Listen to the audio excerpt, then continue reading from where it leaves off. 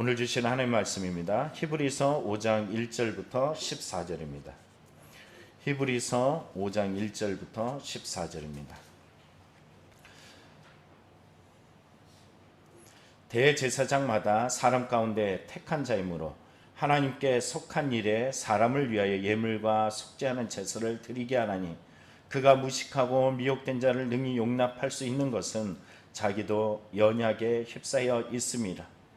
그러므로 백성을 위하여 속죄제를 드림과 같이 또한 자신을 위하여도 드리는 것이 마땅하니라. 이 존귀는 아무도 스스로 취하지 못하고 오직 아론과 같이 하나님의 부르심을 받은 자라야 할 것이니라.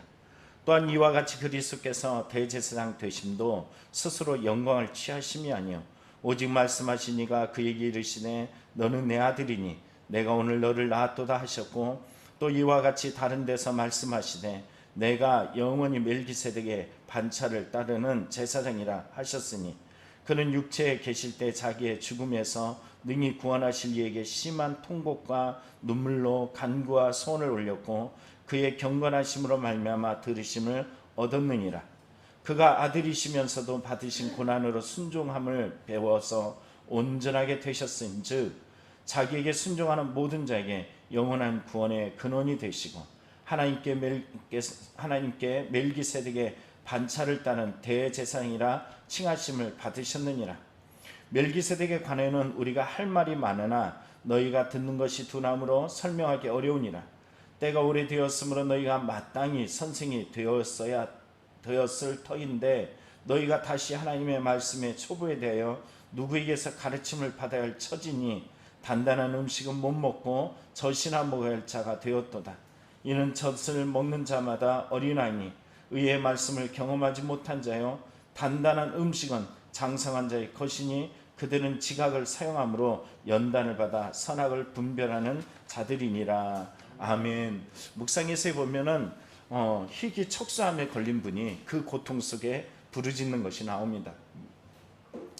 이 감당할 수 없는 고통만 허락하셨다라고 이야기하지만, 이 고통에 정말로 힘들어서 하나님 저를 데려가시던가 아니면 이 고통을 감당할 수 있는, 이 고통을 없애주던가 둘 중에 하나 해주십시오라는 이런 마음으로 구하였던 것을 보게 돼요.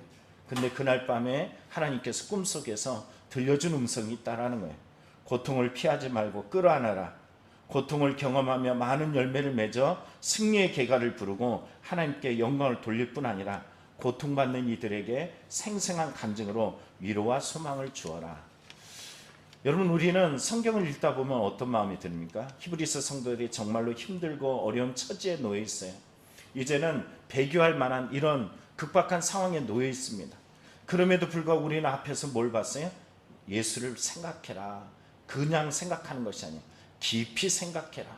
그리고 또 뭐라고 말씀하십니까? 소망과 확신을 자랑하고 끝까지 붙잡아라. 이렇게 말합니다. 그뿐만이 아니죠. 완고함, 교만을 버리고 불순종을 버리고 정말로 믿음과 결부시켜서 순종해라. 이렇게 말합니다.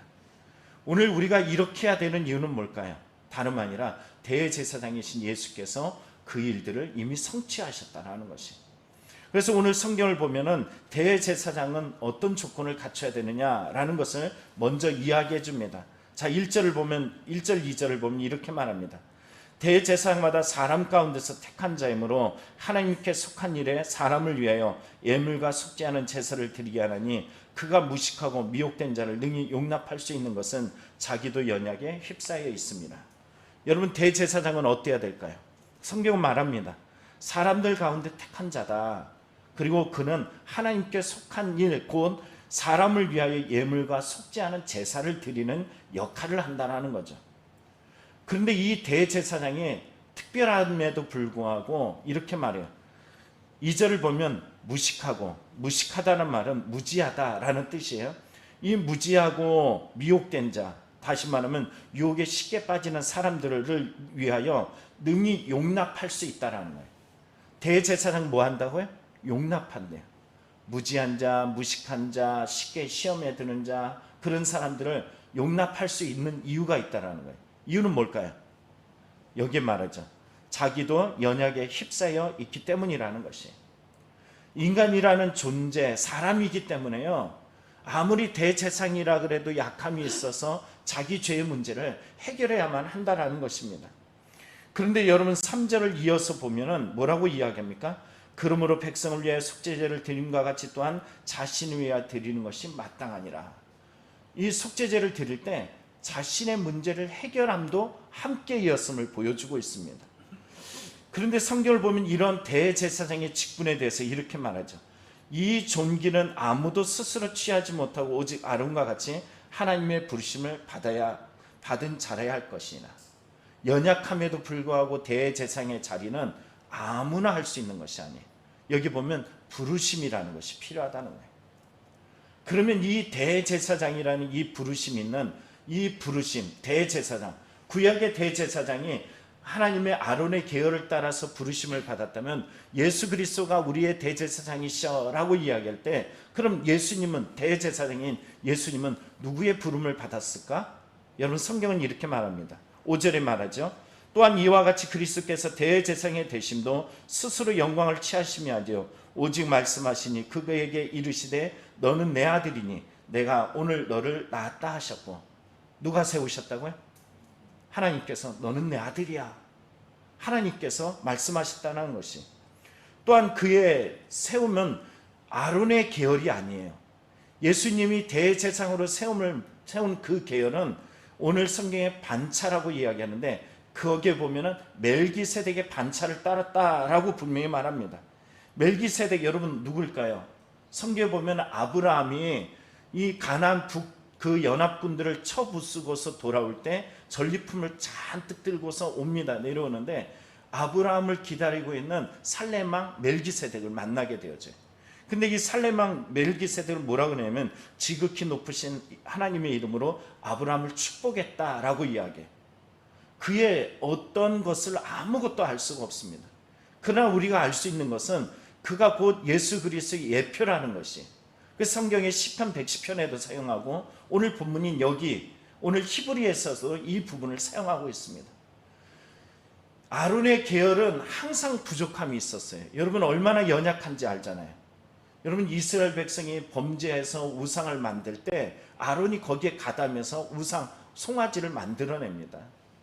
하나님 앞에 거역하며, 여러분 하나님께서 세우신 모세를 거역하였던 일들도 아론도 함께 그 짓을 했단 말이에요. 사람이란 존재는 시없이 연약해요. 그런데 여러분 그 대제사장이란 직분은 사람으로서는 연약하고 부족하여 제대로 할 수 없는 그 자리, 자기의 신분, 자기의 죄성의 문제를 해결해야만 하는 이런 연약함을 가지고 있는데, 예수님이라는 이 대제사장은 어떤 역할을 하시요? 하나님이 아론의 계열이 아니라 당신이 직접 너는 내 아들이라 세워주셨고, 예수님은 바로 살렘왕 멜기세덱처럼 그 하나님이 직접적으로 그를 세우시고 불러주셨다라는 것이. 그러면 이 멜기세덱의 반차를 따르는 이 예수님은 어떻게 하셨을까? 자, 그 다음 절을 봅니다. 7절을 보면 이렇게 말해요. 그는 육체에 계실 때 자기를 죽음에서 능히 구원하실 이에게 심한 통곡과 눈물로 간구와 손을 올리셨고 그의 경건하심으로 말미암아 들으심을 얻었느니라. 자, 기억해 보십시오. 우리가 담대함을 가지고 은혜의 보좌로 나가면 우리를 동정하지 못하는 심이 없기 때문이에요. 알죠? 그분은 십자가를 통해 모든 고난, 인간이 가지고 있는 상처, 배신감, 모든 것들을 다 당하셨어요. 그래서 우리 어느 누구보다도 우리의 아픔과 절망과 고통과 괴로움을 잘 알고 계세요. 그래서 여기에 보니까 예수님은 육체로 계실 때 바로 그 육체를 입었어요. 대제사장은 누구여야 된다? 인간이어야 된다. 예수님은 뭘로 오셨어요? 하늘 보좌를 버리고 이 땅에 인간의 몸을 입고 오셨어요.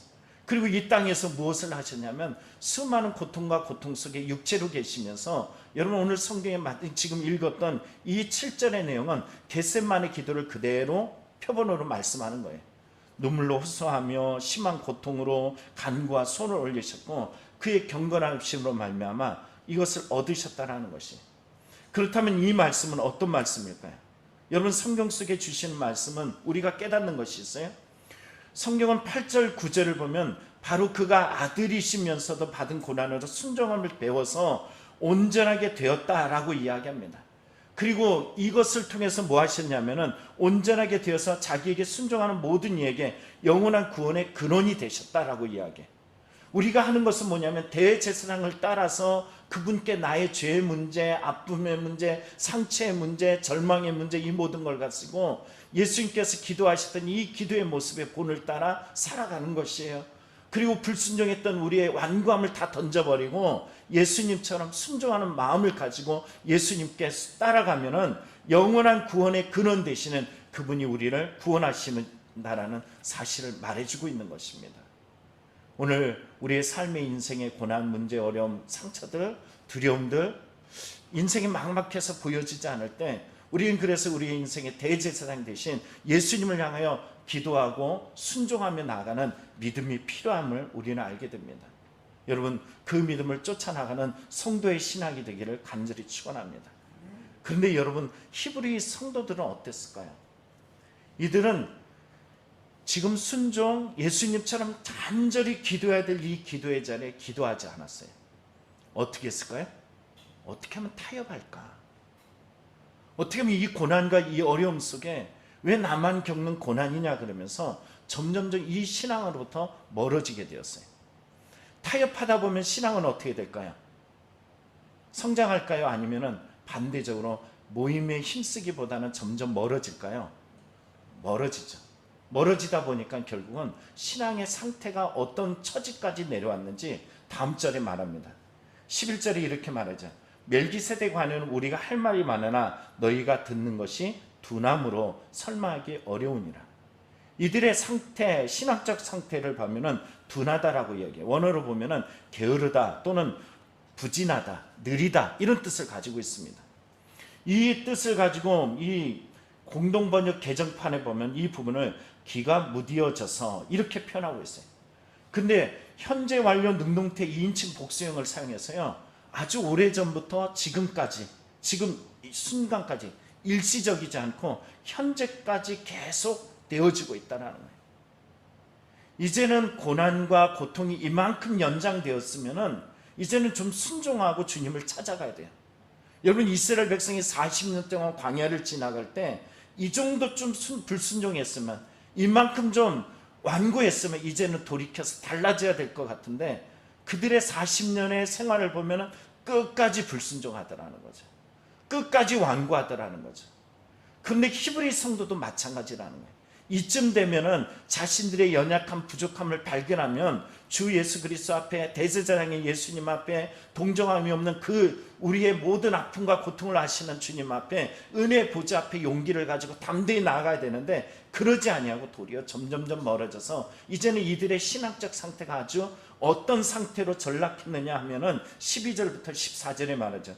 때가 오래되었으면 너희가 마땅히 선생이 되었을 터인데 너희가 다시 하나님의 말씀에 초보가 되었다. 초보가 되었음을 말합니다. 누구에게서 가르침을 받아야 될 처음 믿었던 그 상태에 이르게 되었고 단단한 음식도 못 먹고 젖이나 빨아야 될 이런 젖먹이 신앙이 되었음을 말합니다. 왜 이렇게 되었을까요? 여러분, 성경에 이는, 자 13절에 보면 이는 카이라는 이 설명이죠. 왜 이렇게 되었을까? 어린아이, 젖을 먹는 자마다 어린아이 의의 말씀을 경험하지 못한 자예요. 여러분, 우리는 저들이 고난을 당하기 때문에, 어려움을 당하기 때문에 충분히 그럴 수 있잖아 라고 인간적으로 우리는 이해하려고 그래요. 그런데 신앙의 책인 이 히브리서는 뭐라고 이야기합니까? 그게 아니래요. 여기 말하죠. 의의 말씀을 경험하지 못했기 때문이라는 거예요. 여러분, 주의 말씀을 경험하길 원합니다. 주님의 말씀이 내 안에 새겨지면은 그 말씀이 나를 견인해 나가는 거고요. 우리의 삶의 인생의 대제사장 되신 예수께서 내가 비록 연약하고 별 볼 일 없고, 우리가 오늘 성경의 인간 대제사장도 무식하고 미혹된 자를 능히 용납해 주시는 것처럼 하늘의 대제사장이신 우리 주 예수 그리스도께서 우리의 무지함과 어리석음과 연약함을 우리를 용납해 주시고 그 은혜의 보좌에서 우리에게 새 힘과 용기를 주실 줄 믿습니다. 그래서 오늘 성경 마지막 절에 이렇게 말합니다. 단단한 음식은 장성한 자의 것이니 그들은 지각을 사용함으로 연단을 받아 선악을 분별하는 자니라. 여기 보면 지각을 사용한다라고 이야기하죠. 이 말은 성숙한 상태에 있음으로 이런 의미를 가지고 있습니다. 다른 말로 이야기하면 훈련된 지각이 있어, 이런 말이에요. 그러니까 삶의 고난이라는 것은 어떤 것일까요? 제 공동번역 개정판을 한번 읽어드릴게요. 성숙한 사람은 훈련을 받아서 좋고 나쁜 것을 분간하는 세련된 지각을 가지고 있습니다. 오늘 저와 여러분의 삶에 고난이 있고 문제가 있어요. 없는 사람이 없습니다. 그런데 그 모든 고난, 아픔, 절망들은 하나님께서 이 고난들과 문제를 통해서 뭐 하시냐면 우리를 성숙하게 만들어 가시, 세련되게 만들어 가시, 지각이 있는 성도로 변화시켜요. 하나님이 나를 훈련시키는구나. 여러분, 이 훈련에 성장하길 원합니다. 아들이, 저희 아들 참 약하다라고 생각했어요. 근데 훈련을 받으면서 보니까는 정말 점점점 단단해지고 견고해지는 것을 보게 됩니다. 여러분, 우리의 신앙도 점점점 인생의 훈련의 과정에서 더욱더 견고해지고 단단해져서 주님 오시는 날에 칭찬받는 믿음이 다 되기를 간절히 축원합니다. 기도하겠습니다.